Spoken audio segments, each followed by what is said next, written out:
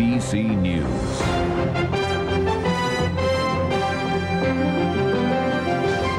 Tonight, primetime no-show. Simpson backs out. The ad the CBC refused to air in Quebec. Le débat des chefs, de moins en moins probable. Parizeau est un menteur, accuse Johnson. Le plus bas de l'invective lui répond Bouchard. O.J. Simpson à la télé, l'entrevue la plus attendue n'aura pas lieu.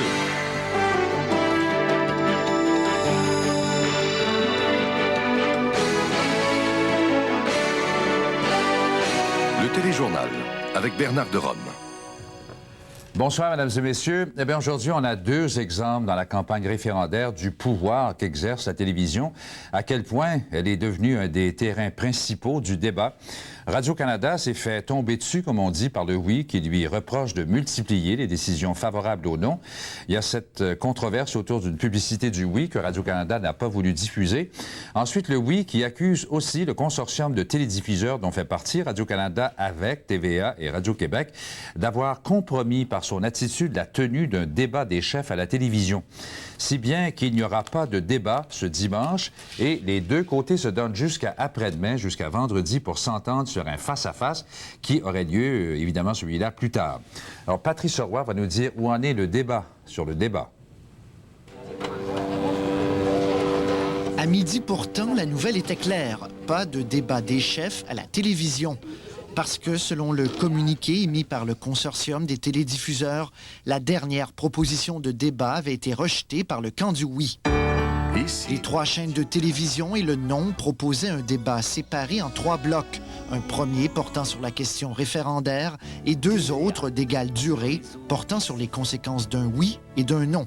Le camp du oui, pour sa part, voulait plutôt que le débat soit divisé en deux parties, les conséquences d'un oui et d'un non. Le midi 15 avec Michel Lacombe.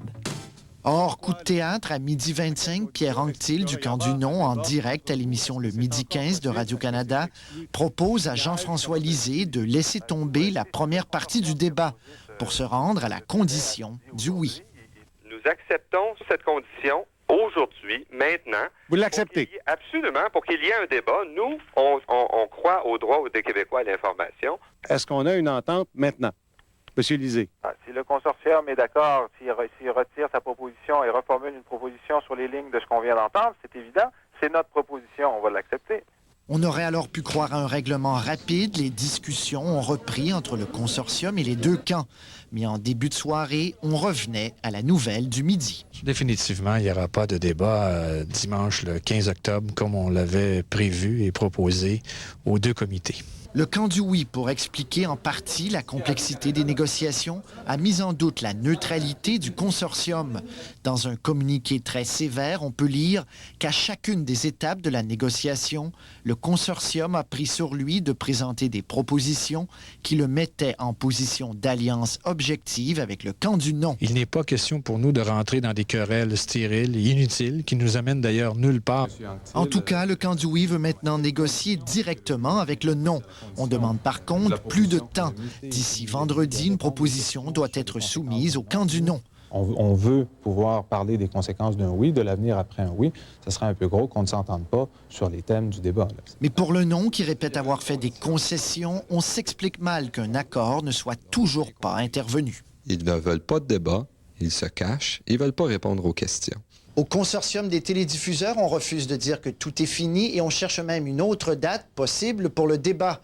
Si on ne sait pas qui aurait gagné ce fameux débat, pour l'instant, bien des téléspectateurs risquent de perdre. Patrice Roy, à Montréal. Bon, le oui reproche aussi à Radio-Canada de ne pas avoir autorisé la diffusion de l'un des deux messages qu'il avait préparés pour sa campagne publicitaire télévisée. On accuse la société de prendre parti et d'avoir deux poids, deux mesures dans son code d'éthique publicitaire. Quelques explications de Lynn Pagé. Le camp du oui s'indigne. Il avait programmé deux messages publicitaires à la télévision. Les réseaux privés vont diffuser ces messages, mais le service publicitaire de Radio-Canada n'en a accepté qu'un et n'a pas donné l'aval à celui-ci. Non. Non. Non. Non. Non. Non. Non. Non.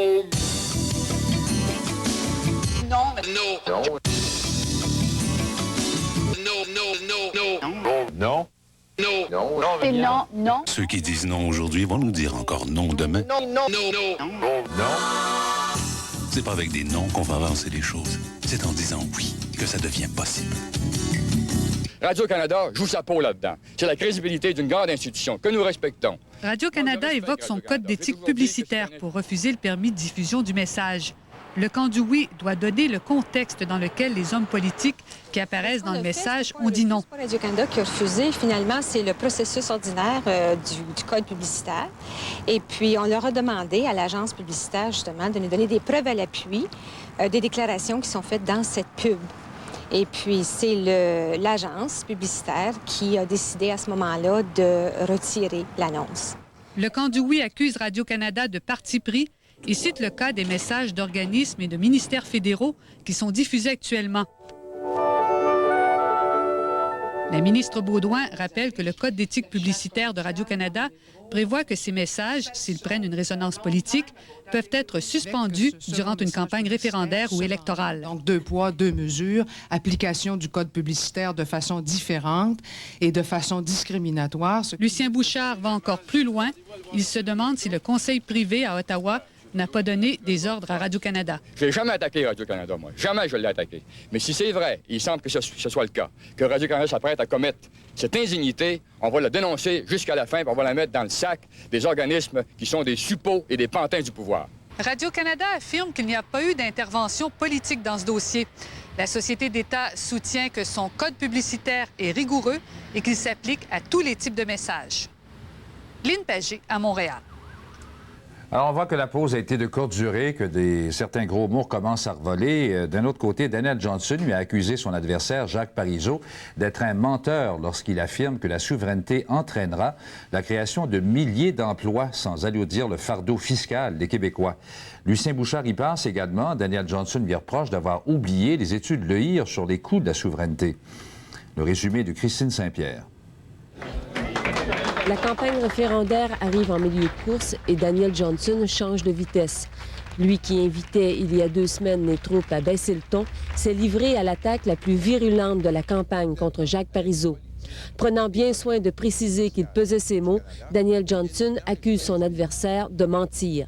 À court d'arguments, ayant perdu le débat économique, Jacques Parizeau a décidé dans cette campagne de mentir. La suggestion... En soirée, le chef du camp du non a dit ne rien regretter.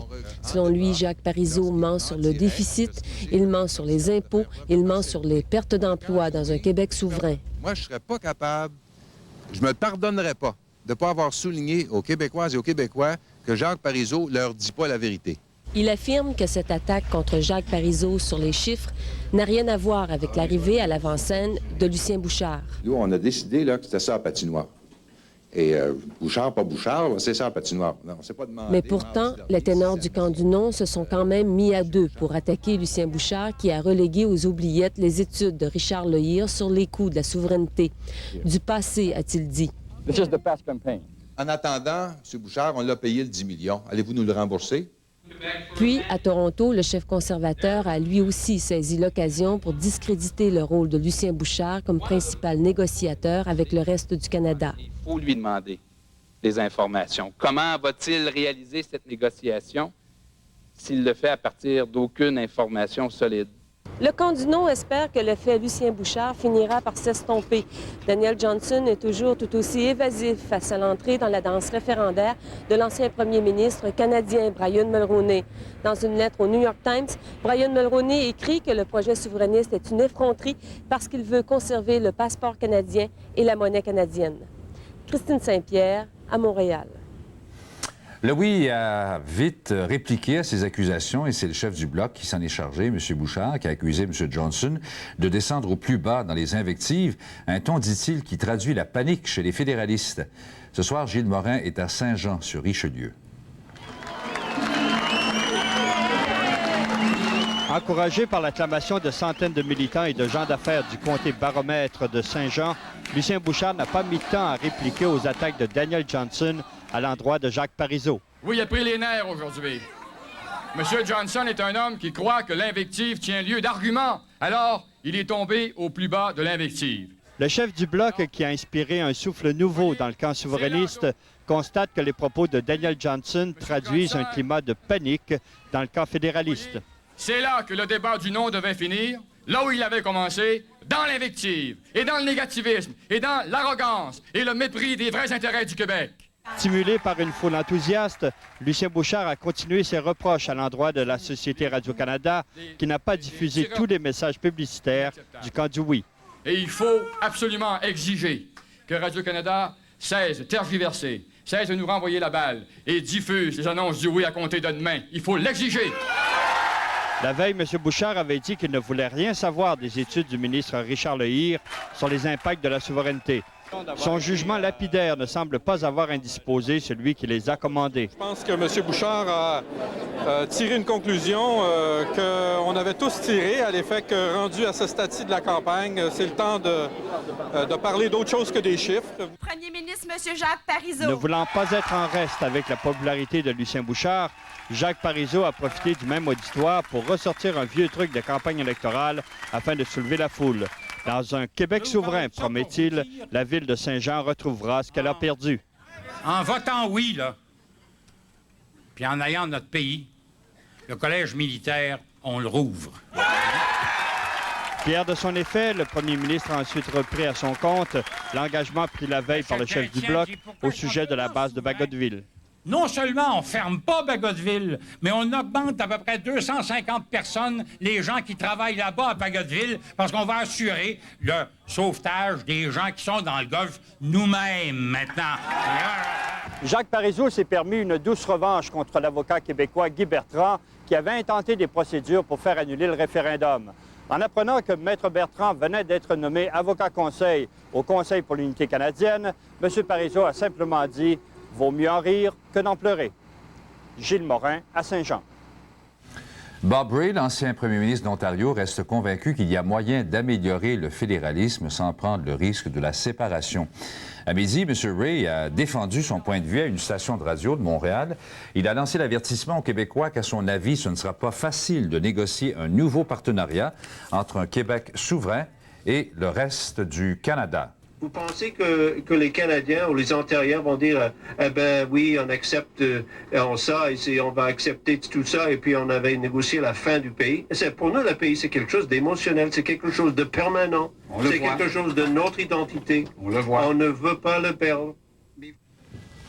Dans quelques instants, au point, la controverse entre Radio-Canada et le camp du oui sur la publicité référendaire. Radio-Canada répond. Et comment nourrir 800 millions de personnes qui souffrent encore de la... En couleur, dit Harris, ça n'a pas de bon sens, c'est non. Ontario's answer to this proposal, whether it comes from Mr. Bouchard or it comes from Mr. Parizeau or whoever it comes from, is a friendly but firm no thank you. Alors, c'est le statu quo, direz-vous. Pas du tout, réplique le premier ministre conservateur. Le Canada vit des mutations profondes. Ottawa n'a plus les moyens de ses ambitions. Et si les Québécois votent non, Mike Harris leur promet de les aider à obtenir un nouveau partage des pouvoirs. Ces changements vont mener à un pays plus décentralisé et une fédération plus flexible. À la radio ce matin, s'adressant à des auditeurs torontois et montréalais, Mike Harris a dû avouer qu'il ne parlait presque pas le français. Mr. Harris, do you speak French? I speak very little French. I understand a little, but speak very little. You could be captain of the Habs. Vous devriez être capitaine des Canadiens de Montréal, n'a pu s'empêcher de lui dire l'animateur. Mike Harris est un néophyte dans le débat sur l'unité nationale. Il a eu besoin de plein de conseillers pour prendre position et il n'a pas l'intention d'intervenir à nouveau avant le 30 octobre. Claude Gervais, à Toronto. Pas besoin de dire que le premier ministre chrétien est très heureux de ce front uni qu'affichent les trois leaders politiques de l'Ontario, Bob Rae l'avait fait hier, de même que la chef libérale, contre le projet de souveraineté du Québec. M. Chrétien dit qu'il n'a pas à chambarder sa stratégie à cause du rôle de premier plan que joue maintenant Lucien Bouchard dans la campagne. À son avis, Jacques Parizeau et Lucien Bouchard, c'est du pareil au même. Le messager change, dit-il, mais pas le message. Le message, précise-t-il, c'est la souveraineté du Québec. Guy Gendron est à Winnipeg. Le premier ministre chrétien s'était abstenu jusqu'à maintenant de commenter l'arrivée de Lucien Bouchard à la tête de la campagne du oui. Et de passage à Winnipeg, il a fait de son mieux pour minimiser l'importance de ce qu'il compare à un simple changement de chauffeur dans l'autobus de la souveraineté. Ça ne change rien, ils s'en vont vers la séparation de toute façon. Mais même ici, dans l'Ouest canadien, les échos de la campagne référendaire indiquent que l'autobus souverainiste gagne en vitesse et en puissance avec Lucien Bouchard au volant. Et cela agace Jean Chrétien. M. Bouchard était là, c'est comme s'il arrivait du ciel. Il a travaillé tout l'été là-dessus, et puis il était en Chambre des communes, et ça devait être le grand tournant. Et là, depuis 2-3 jours, on lui a donné un titre pour négocier. Et suivant le discours de M. Harris ce midi, il va négocier tout seul. Au blocage de la frontière avec l'Ontario, le gouvernement fédéral brandit simultanément la menace d'un blocage à l'Est pour la délimitation des eaux territoriales. Les pêcheurs québécois se retrouveraient après un oui avec des zones de pêche fantastiquement réduites, a prédit le ministre Brian Tobin sur les ondes du réseau CTV. They are building a wall in the Gulf of St. Lawrence and they're going to make of fishermen in Quebec prisoners of the Gulf of St. Lawrence. Sauf que pour Jacques Parizeau, c'est le gouvernement fédéral qui maintient déjà prisonniers du Golfe les pêcheurs québécois. En devenant un pays souverain, on ouvre aux pêcheurs du Québec non seulement les eaux du Golfe, mais les eaux à l'extérieur du Golfe. Chose certaine, dit Jean Chrétien, cela promet des négociations longues et pénibles. Vous pouvez vous imaginer qu'il peut y en avoir des problèmes.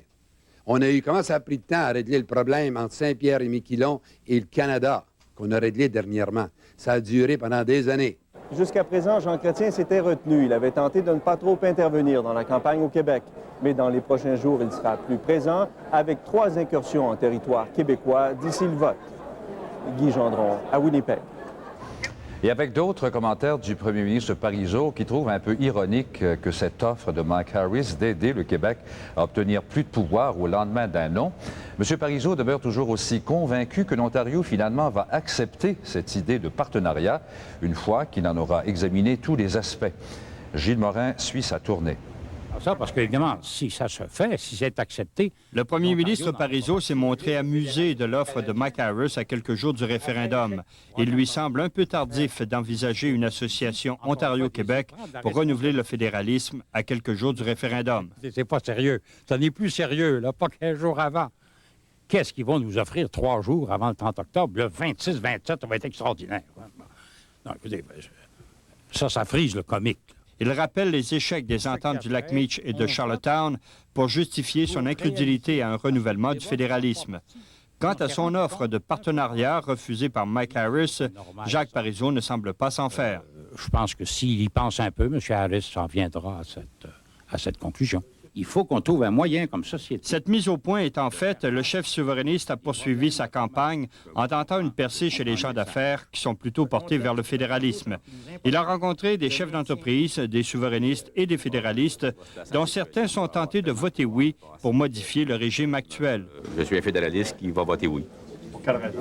Parce que je crois que c'est la seule manière de pouvoir faire changer le système fédéraliste que nous avons actuellement. D'autres, plus déterminés à voter non, reprochent au premier ministre de ne pas accompagner ses homologues à la rencontre du premier ministre chinois Li Peng.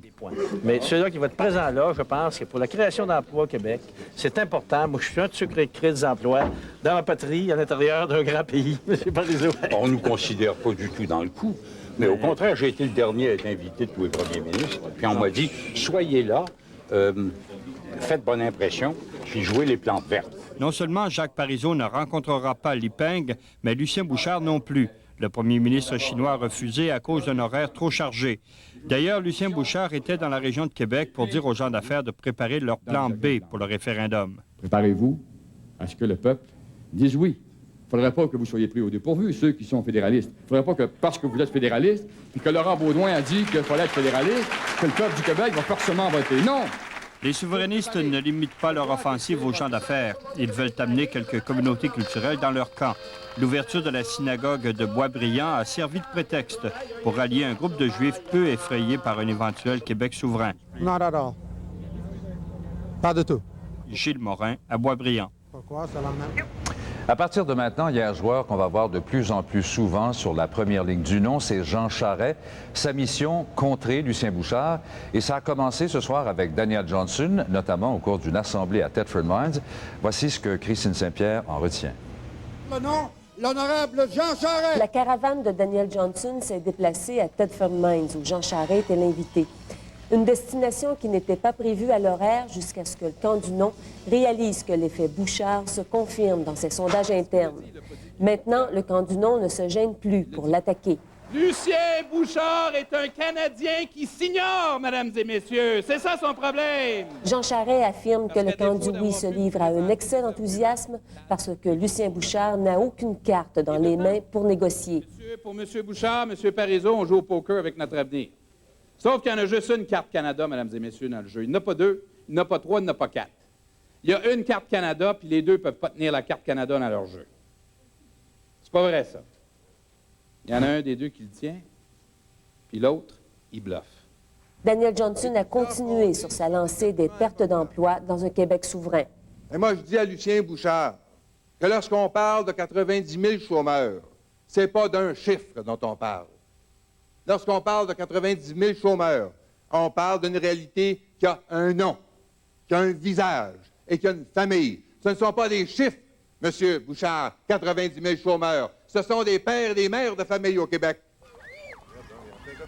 En Estrie, Daniel Johnson s'est livré à une opération charme. Pour la première fois de la campagne, on le voit marcher dans la rue, envoyer la main, puis signer quelques autographes. Un style différent de campagne vient de s'installer dans le camp du non. La perspective d'un vote serré revient hanter le camp du non avec l'entrée à l'avant-scène de Lucien Bouchard. Sur les ondes radio, lors d'une tribune téléphonique, Daniel Johnson a d'ailleurs rappelé la nécessité d'une victoire claire, un thème qu'il n'abordait plus. Les gens acceptent davantage, je pense, que la solidarité se referait mieux si le résultat est clair.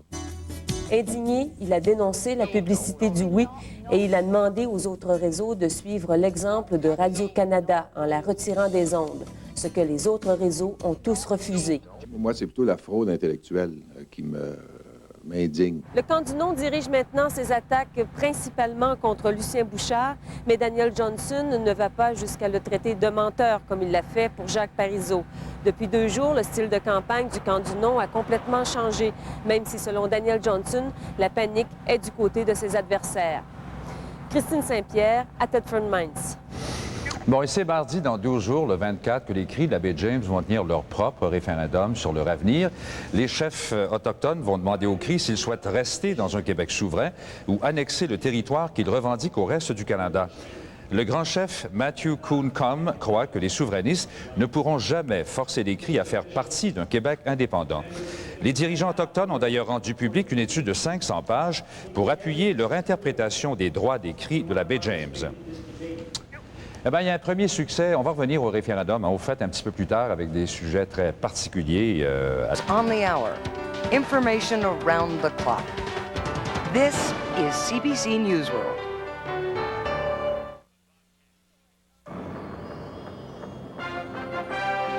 From CBC News.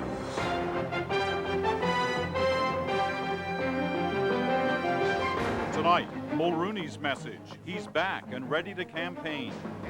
Paris to Parizeau. Forget about close ties. A soldier's story. Being black in the airborne. Coming up on the national sports, sunburn time for the Habs in Florida. Live and let die. Chivalry dies in the NHL. Atlanta and the Rams head-to-head under the dome. And baseball off to a flying start. Boom or bust. We'll tell you tonight on the national sports.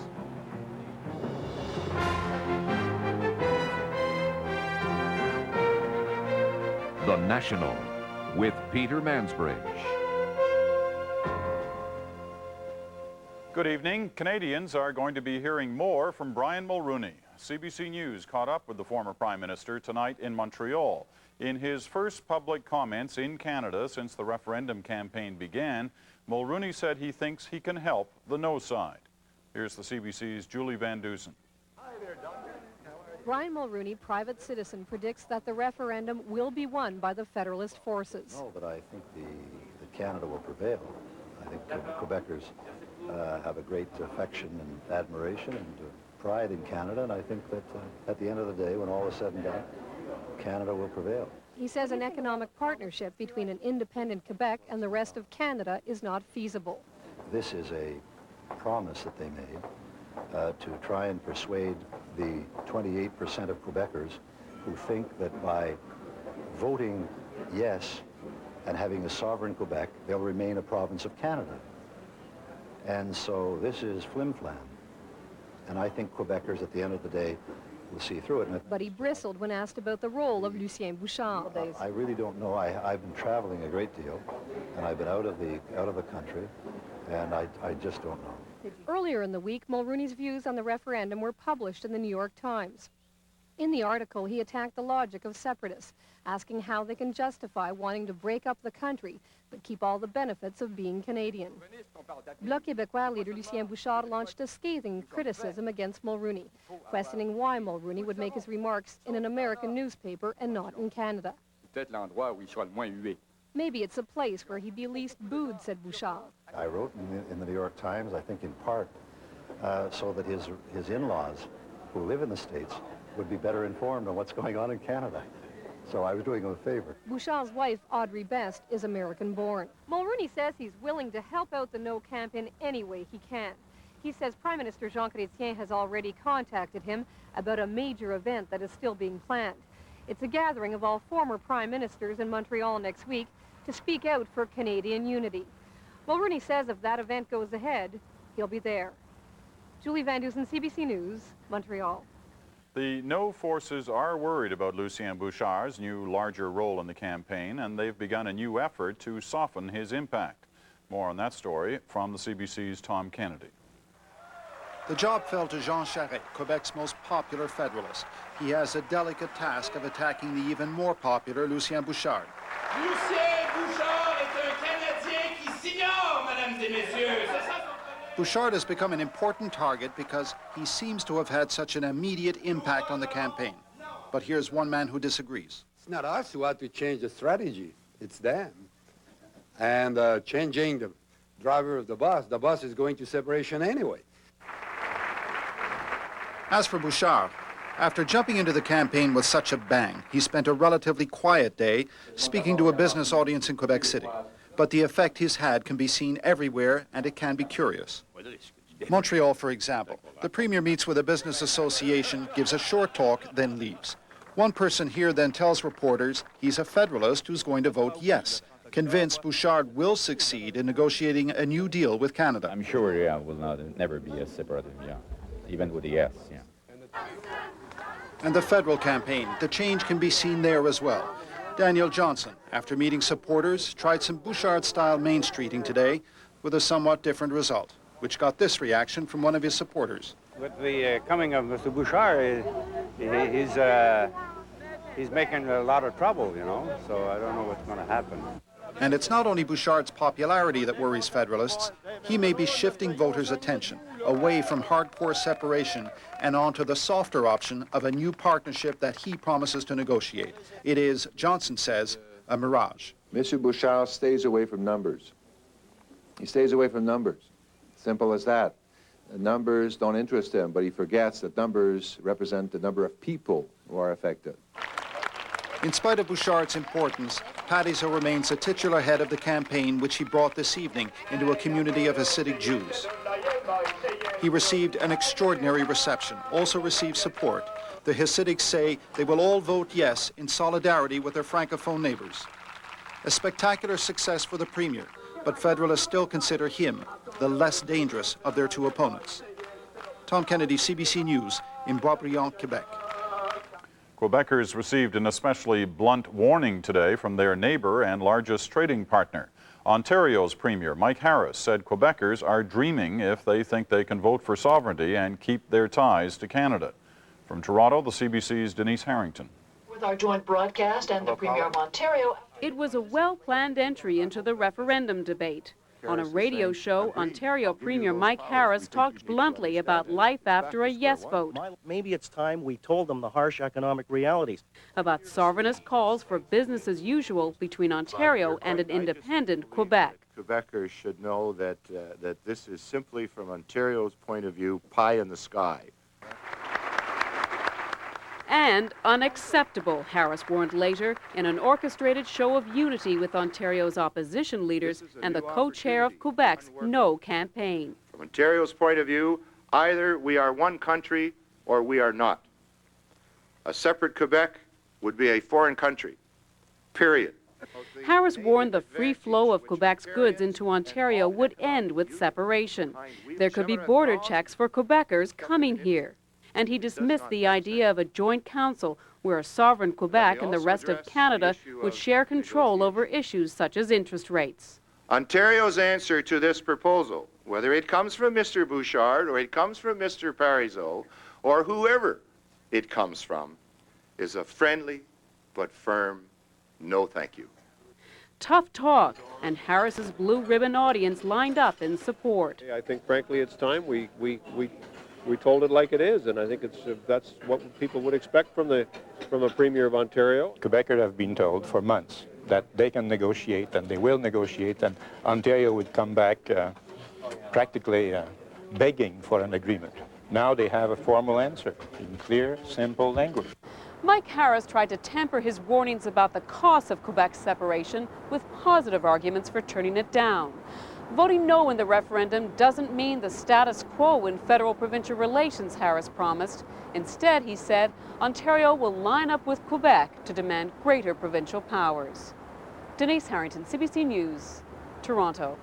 One other note tonight on the referendum story, the Cree of Northern Quebec have announced a date for their own referendum. Centre de l'actualité canadienne. Pierre Maisonneuve et ses invités font l'analyse des grands moments de l'histoire des relations Québec-Canada. Samedi, 10h. You count. Whether it's Carlos Gomez, Marie-Ange Couture, Léopold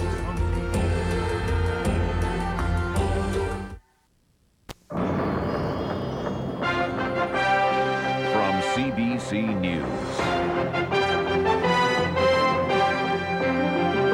Tonight, angry reception. Team Canada's controversial guest. Accusations of abuse. A cult leader under suspicion. No nukes, no bell. The winner of the Peace Prize. To Quebec voters. The guest of honor was Chinese Premier Li Peng. For some Canadians, Li is a symbol of oppression. But Chrétien and 9 provincial premiers used Li's visit to convey a very different message. Our reporter on the story is Paul Adams. Li Peng Butcher! Li Peng Butcher! Symbols tell this story. Amidst the hundreds of protesters, a mock-up tank, a reminder of Li Peng's role in the brutal suppression of student protests in Tiananmen Square 6 years ago.